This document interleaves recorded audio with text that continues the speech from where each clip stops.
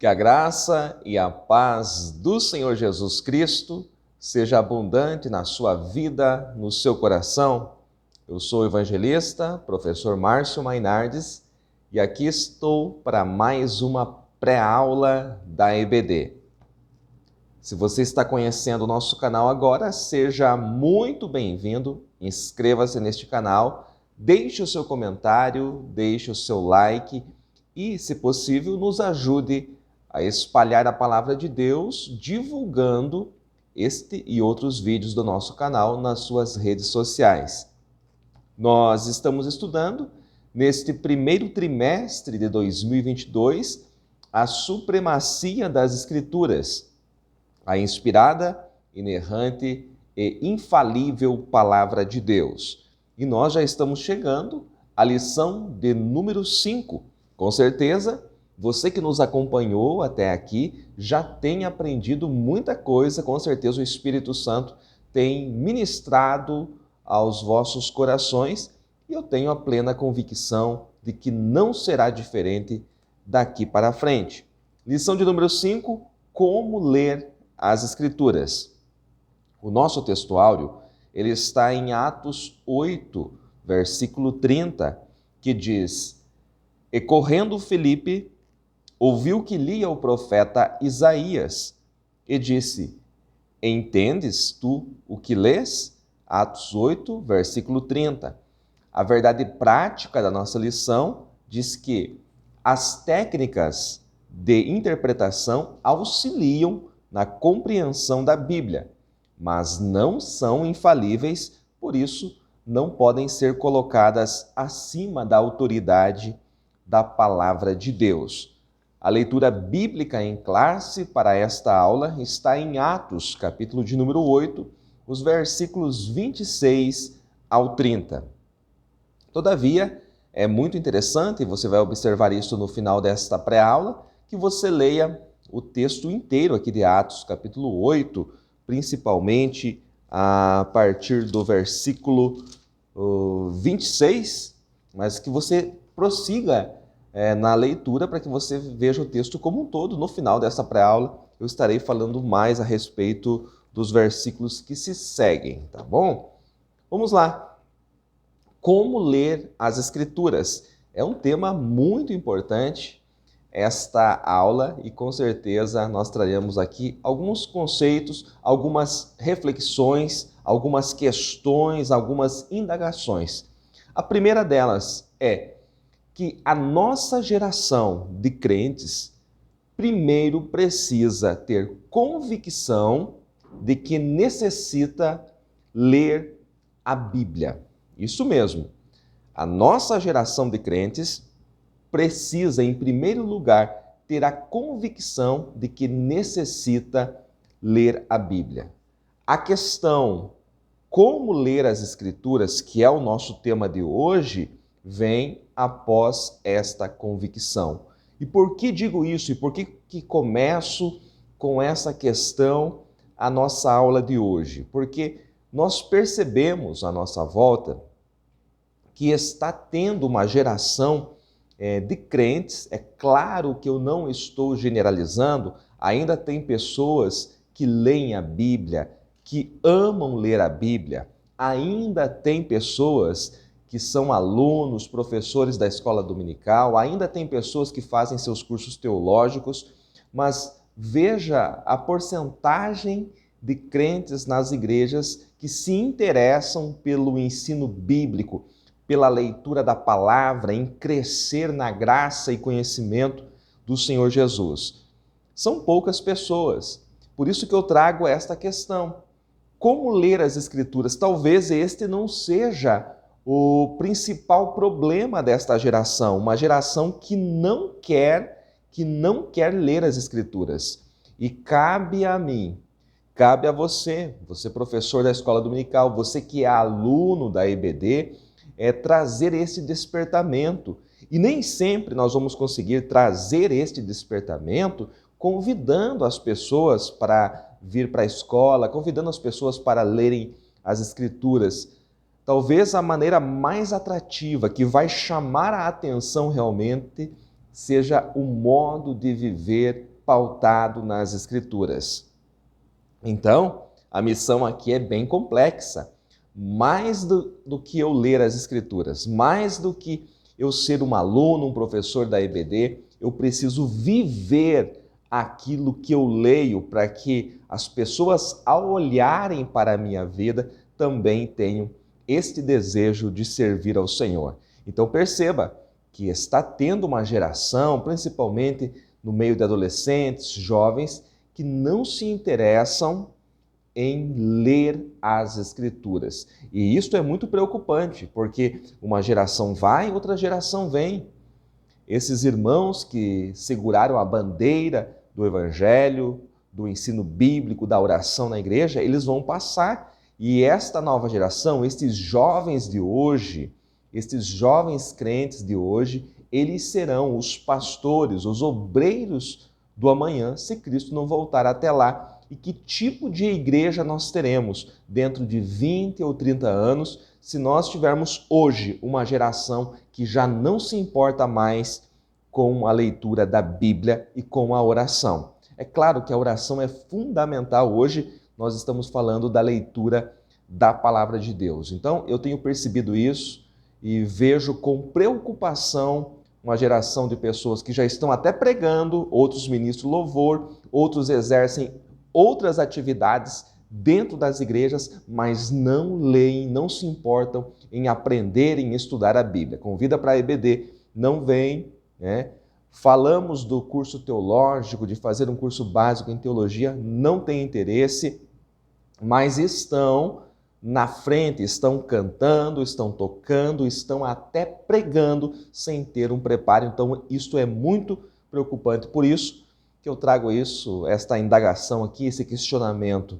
Antes de nós falarmos em como ler as Escrituras, nós precisamos trazer a convicção de que todo crente, todo cristão necessita ler a Bíblia Sagrada. Todo leitor da Bíblia também torna-se um intérprete. E isto é natural. O que é negativo é o preconceito que nós já possuímos mesmo antes da leitura. Todo leitor da Bíblia, ele vai interpretá-la. E até o nosso comentarista cita o texto aqui de Daniel 9:2.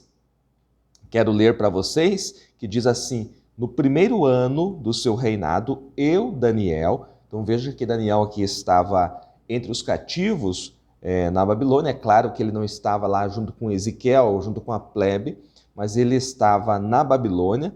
Ele diz assim: no primeiro ano do seu reinado, eu, Daniel, entendi pelos livros que o número de anos de que falara o Senhor ao profeta Jeremias, em que haviam de cumprir-se as desolações de Jerusalém, era de 70 anos. Então Daniel já tinha talvez lido o texto no rolo do profeta Jeremias, mas agora ele fez a interpretação, ele fez a hermenêutica do texto. Nós vamos falar um pouquinho mais à frente sobre a hermenêutica. E ele fez uma hermenêutica, uma interpretação correta. Todo leitor da Bíblia, ele lê a Bíblia e não apenas lê, mas ele já começa a interpretá-la. É por isso que há a necessidade de nós termos algumas regras básicas de interpretação da palavra de Deus, que nós vamos comentar aqui um pouquinho mais à frente. É interessante que você saiba também que a Bíblia ela foi escrita em hebraico, aramaico e grego. Alguns até nem citam o aramaico, porque é uma parte muito pequena do texto do Antigo Testamento que foi escrito em aramaico. Aramaico era uma língua que surgiu a partir do cativeiro, ali com os caldeus. Então é uma parte bem pequena do texto, mas o certo é que a Bíblia foi escrita, o seu Antigo Testamento, né? Mais de 98% em hebraico, aí essa outra pequena parte em aramaico, e o Novo Testamento foi escrito em grego, e não é o grego que se fala na Grécia hoje, o grego moderno, é o grego koiné, que era uma linguagem comum que proliferou pelo mundo de então, desde que Alexandre o Grande, Alexandre Magno, dominou o mundo, isso no período interbíblico, e a cultura grega, a língua grega, tornou-se como é o inglês hoje, a língua universal. E Deus usou exatamente este momento para que o evangelho fosse disseminado, porque seria escrito em língua grego, na língua em que os povos, em que as nações falavam. Então a Bíblia foi escrita em hebraico, aramaico e grego, em quase 1.600 anos, já falamos disso em outras aulas, por cerca de 40 autores diferentes. Por isso que existe a necessidade de nós fazermos a exegese. Professor, o que é exegese? Exegese é extrair. Exegese é guiar para fora. Deixa eu explicar isso de forma mais simples. É você ler a palavra no seu original e saber o que lá no hebraico esta palavra significa. O que no grego esta palavra que você está lendo no Novo Testamento significa. É extrair a essência da palavra. É tirá-la para fora para que você olhe lá dentro e veja o que esta palavra quer dizer realmente. E por que isso é importante, professor? Porque quando você traduz do grego, do aramaico e do hebraico, você não tem equivalência. Você não tem uma palavra em português para uma palavra em hebraico. Não funciona dessa forma. Traduzir do hebraico, do aramaico e do grego não é como traduzir um texto do inglês, que para cada palavra em inglês você tem uma em português. Não, é totalmente diferente. Para uma palavra em hebraico, eu posso ter 4, 5, 6 palavras diferentes em português. Então, por isso que eu preciso observar o contexto que aquela palavra está inserida para eu entender o que o autor realmente queria dizer com aquela palavra. Então, por isso é importante fazer a exegese, que é extrair, que é guiar para fora, que é ter a essência daquela palavra. Uma das principais marcas do pentecostalismo, nós estamos falando para pentecostais, nós somos pentecostais. Se você não é pentecostal e está acompanhando esta aula, seja muito bem-vindo, né? Nós aqui não atacamos nenhuma linha teológica, mas a nossa linha é pentecostal. Então vamos lá. Uma das principais marcas do pentecostalismo é o compromisso com a autoridade da Bíblia. O pentecostalismo nasceu desta forma, embasado, enraizado na palavra de Deus, tendo a Bíblia como maior autoridade. Por isso que nós salientamos a inerrância e a infalibilidade das Escrituras. A Bíblia não tem erro nos seus propósitos. A Bíblia é infalível porque ela é a palavra de Deus. É claro, nós já estudamos na inspiração que Deus não usou os autores como se fossem robôs. Deus não ditou o texto palavra por palavra. Nós temos no texto, sim, as características culturais dos seus autores. Porém, como é a palavra de Deus, ela é inerrante.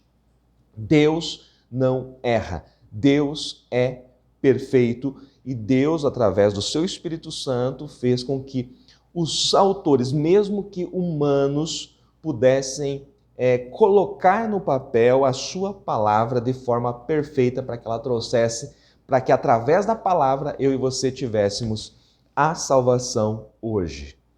Então, a iluminação e a experiência devem ser confirmadas pela palavra de Deus, pela Bíblia. O que é iluminação? É quando o Espírito Santo ele trabalha em cima daquilo que a Bíblia já fala. Então, a iluminação não quer dizer uma nova revelação.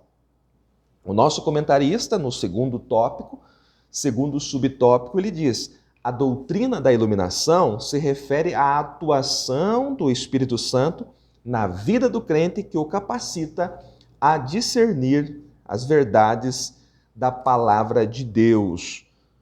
Não é uma fonte paralela de revelação. A iluminação não é uma fonte paralela de revelação. Ela vai trazer luz em cima daquilo que a palavra já disse, e não trazer uma nova revelação. E a experiência? Nós, pentecostais, focamos bastante na experiência. Cada um de nós tem as suas experiências com o Espírito Santo, experiências essas que podem ser sobrenaturais. Temos a experiência do falar em línguas, de interpretar línguas, temos a experiência dos dons, os dons ministeriais, né? Os dons de cura, os diversos dons que o apóstolo Paulo fala ali em 1 Coríntios 12. Tudo isso é importante, mas a experiência ela não deve estar em confronto com a palavra. Ou seja, tanto a iluminação quanto a experiência devem ser confirmados pela palavra. Olha só, outro detalhe, pentecostal que não tem a vida pautada nas escrituras não é autêntico. Todo pentecostal precisa ter sim a sua vida pautada nas escrituras. Não é só falar em línguas, não é só ir no monte, não é só fazer o aviãozinho, não. Precisa ler e estudar a Bíblia e precisa seguir a palavra. Pentecostal é um crente dinâmico, cheio do Espírito Santo, que obedece à palavra, paga as suas contas em dia, não é fofoqueiro, não fala mal do pastor, não fala mal do próximo, não furta, tá certo? Crente pentecostal é um crente que vive embasado na palavra de Deus. Se você conhece pentecostal diferente, ele não é autêntico, é um pentecostal pirata. Pode crer naquilo que eu estou falando. Depois de fazer a exegese do texto, é hora de fazer a hermenêutica. Professor, eu já aprendi o que é exegese. O que é hermenêutica? Hermenêutica é a arte de interpretar. Hermenêutica é a arte de interpretar o texto que você extraiu, que você trouxe a essência, que você trouxe ele para fora na exegese. Agora você precisa interpretar. E para isso são necessárias algumas regras muito importantes. Anote essas regras. Primeiro, a Bíblia interpreta a própria Bíblia. Esta máxima era de Martinho Lutero. A Bíblia interpreta a própria Bíblia. A palavra de Deus explica os textos entre si. Por isso que a melhor intérprete da Bíblia é a própria Escritura. Nós precisamos comparar Bíblia com Bíblia, Escritura com Escritura. Nós aprendemos isso já com o reformador Martinho Lutero. Segundo, atentar para princípios gramaticais, históricos e literários. Você precisa entender como o autor escreveu, como que eles escreviam naquele tempo. Precisa entender também o contexto histórico, o tempo que ele escreveu e para que público escreveu. Então você precisa observar isso quando você estiver fazendo a sua hermenêutica. Terceiro, sempre que possível, interprete o texto literalmente. Sempre que possível, interprete o texto literalmente. Em quarto lugar, observe as tipologias, as alegorias, os simbolismos, para não cometer erro de interpretação. Isso é muito importante. Você só não interpreta o texto literalmente quando não é possível. Por exemplo, Apocalipse, lá a mulher vestida de sol. Pode uma mulher vestir-se de sol? Não. Então você sabe que aquilo é uma linguagem simbólica, que aquilo tem um significado. Mas sempre que você estiver em outros textos, os quais são possíveis de serem interpretados literalmente, faça isso e não esqueça de observar se não há tipologia, se não há simbolismo, se não há alegoria no texto. Aqui, em Atos, capítulo 8, versículo 26 a seguir, Filipe é levado pelo Espírito Santo até o eunuco, o mordomo-mor da rainha Candace da Etiópia. Talvez Candace não seja um nome, seja sim um título, mas isso não é importante agora. E ele faz esta pergunta que está no versículo 30. Entendes tu o que lês? E o mordomo, o homem que era responsável pelos tesouros da rainha da Etiópia, ele responde: como poderei entender se alguém não me ensinar? E é isto que muitas pessoas que estão lendo as Escrituras também estão respondendo. Como posso entender? se eu não tenho ninguém para ensinar? E aí entra a minha missão, a tua missão, de ser boca de Deus, de ser um professor, de ser um mestre, de dominar as Escrituras para ajudar essas pessoas. Como que eu posso entender?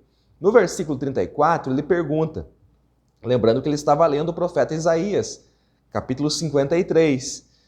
E ele pergunta, mas de quem diz isto o profeta? De quem que Isaías está falando?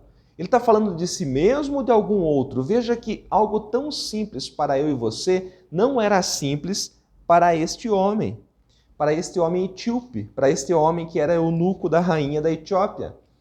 Ele queria saber, quando Isaías falou aquilo no capítulo 53, estava falando dele mesmo ou estava falando de algum outro? E aí, Filipe, cheio do Espírito Santo, começou a explicar Jesus. A partir daquela escritura que Isaías escreveu mais de 600 anos atrás, ele começou a explicar, trazer à tona o Evangelho de Jesus Cristo. E o mais interessante é que no versículo 37, Filipe, eles encontram água e o eunuco manifesta o desejo de ser batizado, porque ele já entendeu o que era o batismo, e Filipe disse, é lícito se crês de todo o coração. E respondendo, ele disse, creio que Jesus Cristo é o Filho de Deus. O que eu aprendo aqui? A leitura e o entendimento das Escrituras levam à transformação do homem. Vou repetir, a leitura e o entendimento, não é só ler. Não basta você pegar uma Bíblia, quando a pessoa se converte lá, e dar uma Bíblia de presente para ele, para ela. Não. A leitura e o entendimento, o ser humano precisa entender as Escrituras, e isto vai levar à transformação. Esse homem não seria transformado se não tivesse alguém para ajudar. E Filipe foi esse canal. Sempre as pessoas precisam de alguém para esclarecer as Escrituras. Aqui mesmo no livro de Atos, lembra de outros homens? Vamos lembrar de Cornélio, um homem justo, um homem bom, fazia boas ações, mas ele não sabia do Evangelho. Ele não imaginava que aquelas boas ações, apenas ser aparentemente um homem bom, trariam salvação para ele. Ele não sabia disso. Então, Deus manda Pedro até ele, para que Pedro traga o Evangelho de Jesus Cristo. Outro exemplo, Paulo, o Saulo. Lá no caminho de Damasco encontrou-se com Jesus e se tornou, mais à frente, o maior nome depois de Jesus do Novo Testamento. Mas ele precisou de um Ananias. Deus manda Ananias para que ele vá até Saulo, para que ele coloque as mãos sobre ele, para que Saulo seja cheio do Espírito Santo e receba as primeiras instruções. E aqui também, este homem, aparentemente bom, bem intencionado, lia o profeta Isaías, mesmo lendo Isaías 53, isto não era suficiente se não tivesse alguém para lhe ajudar. E talvez seja este o teu ministério, o ministério de Filipe, aquele que vai até as pessoas cheio do Espírito Santo, induzido pelo Espírito Santo, para abrir a mente, para trazer luz às Escrituras. Talvez você seja um Ananias, talvez você seja como um Pedro para Cornélio. Talvez seja isso que o Senhor queira fazer da sua vida. Lembre-se que o maior amigo na hora de ler e estudar as Escrituras é o Espírito Santo. Mas lembre-se que o Espírito Santo, ele não ajuda aquele que é displicente, aquele que é preguiçoso. Há muita gente que não estuda a Bíblia durante a semana, no domingo quer dar aula na escola dominical. Há muita gente que quer pregar no domingo e mesmo sabendo isso dias antes, não se prepara. E mesmo que você não seja o escalado para ministrar, você precisa ter uma palavra do céu. Pode haver uma necessidade, o teu pastor chamar e você não vai ter nada. O Espírito Santo não vai lhe ajudar. O Espírito Santo ajuda a lembrar. Ele não ajuda quem é displicente, quem é preguiçoso. Então não seja dessa forma. Mas lembre-se, o Espírito Santo, o Paracleto, ele é o melhor amigo na hora de ler e estudar as Escrituras. Ame o Espírito Santo. Convide ele para perto de você quando você estiver fazendo o teu devocional, quando você estiver preparando a sua aula, estudando a lição, e com certeza você terá um crescimento na graça e no conhecimento de Jesus e você será bênção para outras pessoas. Que Deus em Cristo os abençoe mais e mais.